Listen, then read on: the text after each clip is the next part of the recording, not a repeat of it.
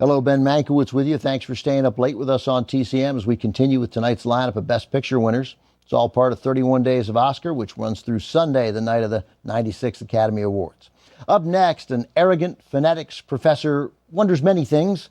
Why can't the English teach their children how to speak? Why can't a woman be more like a man? And while he asks these weighty questions, the poor guy can never seem to find his slippers. His name is Henry Higgins, and he has wagered that he can turn a poor Cockney girl named Eliza Doolittle into a posh society lady. It's the Best Picture winner for 1964, among the most memorable musicals, both stage and screen. From Warner Brothers, Audrey Hepburn and Rex Harrison star in My Fair Lady. This is a musical adaptation of the George Bernard Shaw play Pygmalion, which was not originally a musical. The songwriting team of Alan J. Lerner and Frederick Lowe turned Shaw's play into one of the most successful Broadway shows ever, selling out 8 performances a week for nearly 7 years. The big screen version didn't do too badly either, winning 8 Academy Awards, including Best Picture, Best Director for George Cukor, Best Actor for Rex Harrison. My Fair Lady was a particularly important project to studio head Jack Warner. He personally produced it, a highly unusual move. Consequently, Warner became very involved in the casting. Like any studio chief, any producer, he wanted the biggest stars possible in his picture.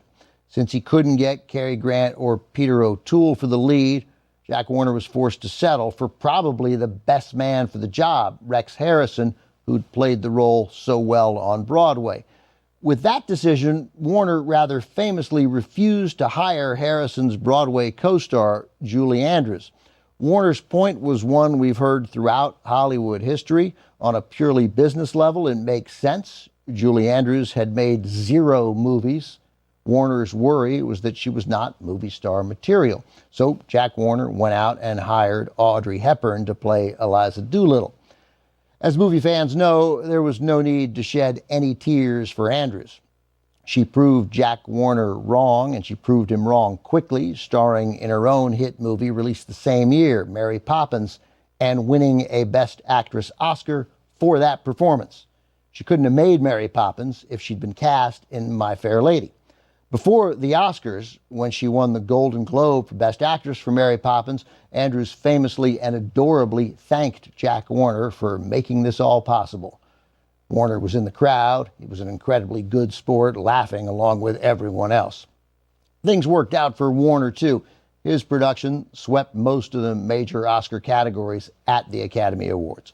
From 1964, also with Stanley Holloway as Eliza's wily, gin-guzzling father, and Gladys Cooper as Higgins's sensible mother, both giving Oscar-nominated performances. This is My Fair Lady. My Fair Lady won 8 Academy Awards in 1965, including Best Picture. Rex Harrison, who won Best Actor for his career-defining performance as Henry Higgins, dedicated his win to 2 fair ladies, Julie Andrews and Audrey Hepburn, who each starred opposite him in the role. Andrews was his Broadway co-star. Hepburn joined him on the big screen.